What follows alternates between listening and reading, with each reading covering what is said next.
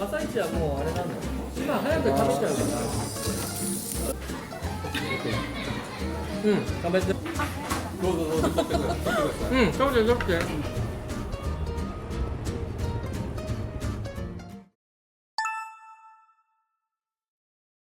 今から港の話をいすみ市役所の山口さんがしてくれます。山口さんはお父さんお母さんが漁師をやってました。